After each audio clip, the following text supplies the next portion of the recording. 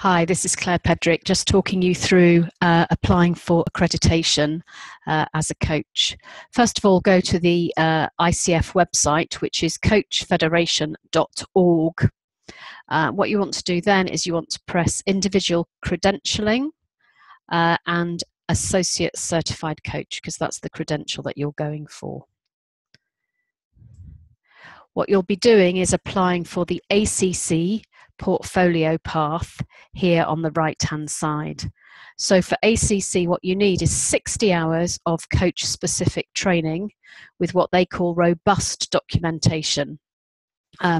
So 48 hours of those must be face to face or voice to voice. So you can count any of the work that you've done with us in the training room or in the Zoom training room online. And it needs to be around the ICF core competencies. If you've done mentor coaching with us, then that leaves you space to count the masterclasses recordings as what they would call asynchronous hours, which gives you a good amount of training hours available. So they also need what they call robust documentation, and we will send you, when you're ready to apply, a link to a Dropbox where you can get electronic copies of our handouts, which you can use to submit to the ICF. We do get asked quite a lot why we're not registered as an accredited coach training program with the ICF, and the reason for that is that we have an ethical belief, really, that we shouldn't be accrediting our own students, and that's what's really important, is that you are heard to coach by somebody who isn't in 3D, and that they give an indication of whether or not they believe that you are coaching at the ACC standards, although we really hope you're coaching at the PCC, of course. So you need 60 hours of coach specific training. So we've got that. The next thing you need is 10 hours of mentor coaching. And most people that we work with have got that with us. The minimum amount of one-to-ones is they expect you to have 3 hours minimum of one-to-ones and 7 hours of group work in a group of not more than 10 participants. In fact, we wouldn't have more than 6 in a group, because we think that you need really good input from our coaches. So you'll probably have been mentored by Perinell or by Claire Norman or by myself. And all you need to do is to name the mentor coach, put in our email address and our credential with the start and end date of the mentoring relationship and the number of hours that you've done that. So you don't need any paperwork from us, and it needs to have gone over a period of 3 months. And that's all you need for the mentor coaching. So the next bit that you need to do is here.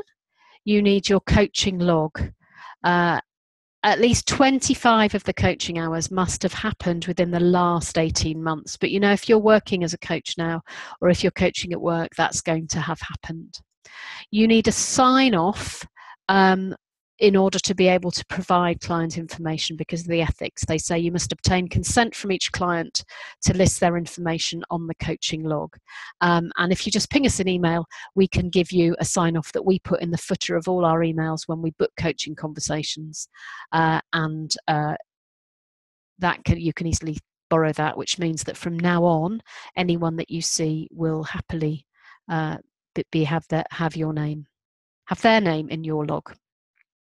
There's a template here, look, coaching log template. They recommend that you use this to track and document your coaching hours, and you can download that here. Let's do that so you can see it.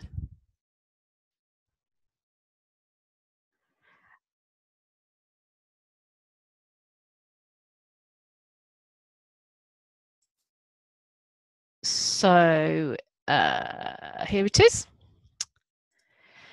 Here's the coaching log. You just need to have the name, their contact information, whether it's an individual or a group. If it's a group, you need each person's name, start date, end date, whether it was paid or whether it was pro bono. So if you're coaching at work, then it is paid hours.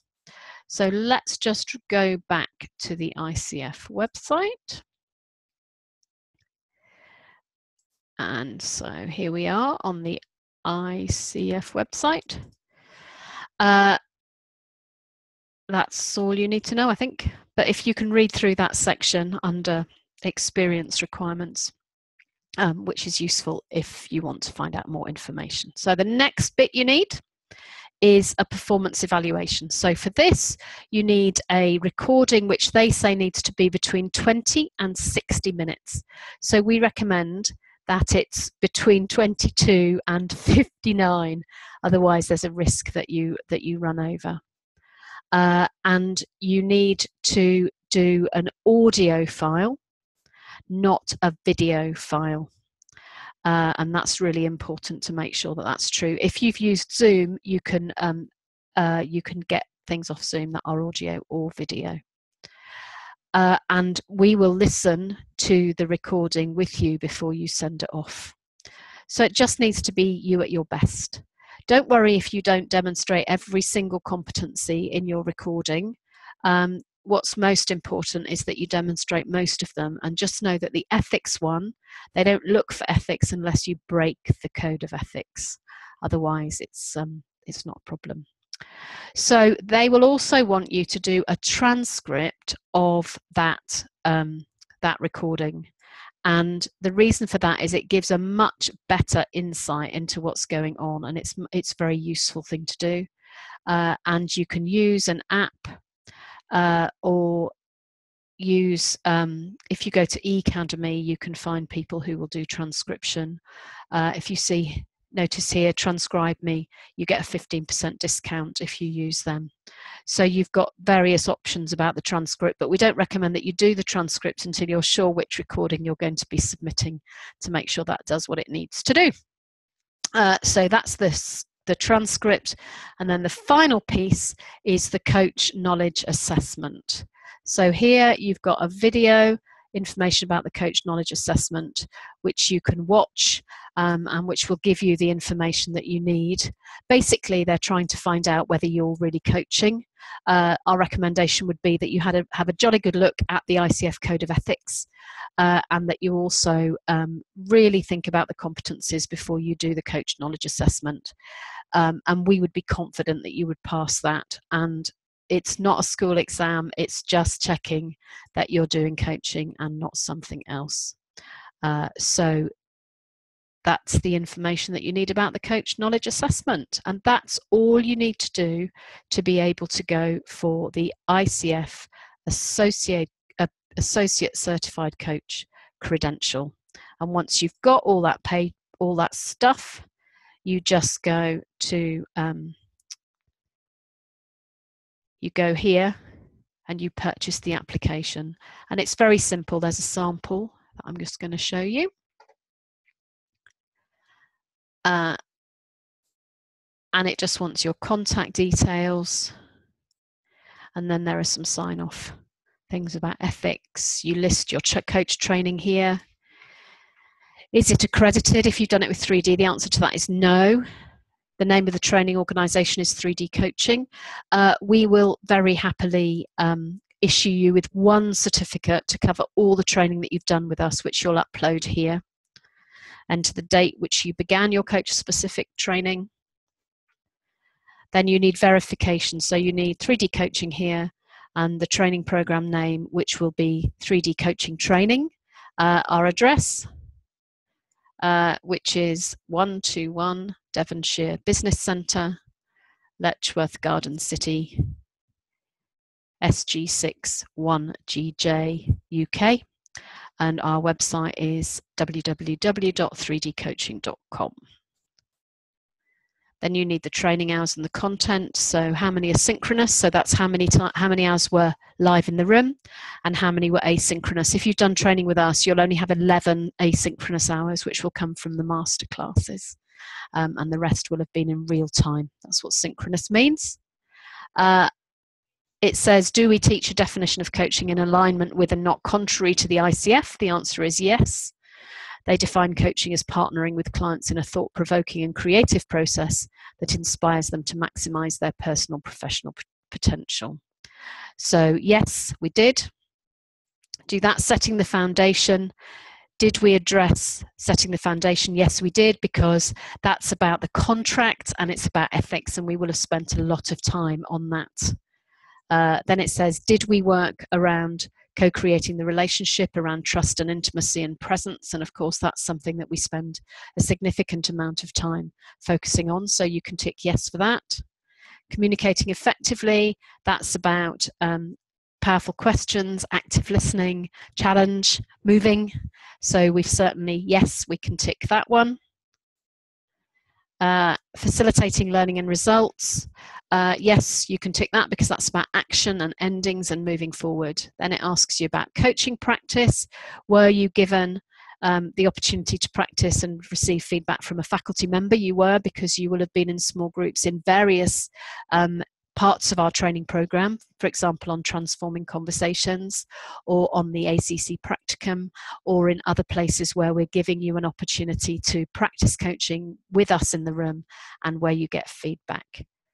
Supporting documents, they want an outline that summarises the names of classes and the time allowed for presentation, and that will be available on our website. They want to have the student materials, which you can upload again from the website, and we will give you access to that when you get to press the button. If you've got any other non-approved training, if you've got any other coach training from other providers, this is where you put it. You click yes here. Then your log, you attach your log here, your client log. And if you've done internal coaching, you upload a statement here that says that internal coaching is part of your role. Then your mentor coach, your coach's name, their email address, their credential. So Claire Norman and Perinal Barnes are PCC, and I'm MCC. Number of hours completed, so that will probably be 10 when you started and when you ended. And if you've had mentoring from more than one of us, then here's an opportunity to write the other one in there. So if you've had some gaps in your mentoring and you've caught up with someone who's not your main mentor, you can add that in here. Indicate which language you'd like them to do your recording in. Then you need a client release, so you need to make sure that you've got permission from your person to submit your recording to them. So you tick here to say that your person has given you explicit permission to submit the recording of the coaching that you did with them. You then upload your recording here, choose file. Must be an MP3 or a WMA, and it must not exceed 60 minutes. We really recommend 30-minute sessions. Then you need to get your transcript and choose file, you upload it here. One of the things that we recommend is that you actually create a folder in your computer where you put all the things that you need, and then you can upload them really quickly and really easily from here. Coach knowledge assessment, choose which language you'd like to do it in. Click submit. Then it will go to the ICF and you'll get a confirmation and an estimate of how long it will take to review. And that's all you need to know. So if you've got any questions, don't hesitate to give us a ring in the office, 01462 483 798, or email Claire, C-L-A-I-R-E, at 3dcoaching.com. And we'd be really happy to have a chat to answer any of your questions. But it is much easier than it feels. So don't be shy, go ahead. I know that for many people who are thinking about accreditation, there's a kind of anxiety about the process, but I hope that this little recording has given you a sense of actually it's much more straightforward than you think. So enjoy, and we look forward to celebrating your credential with you. Bye.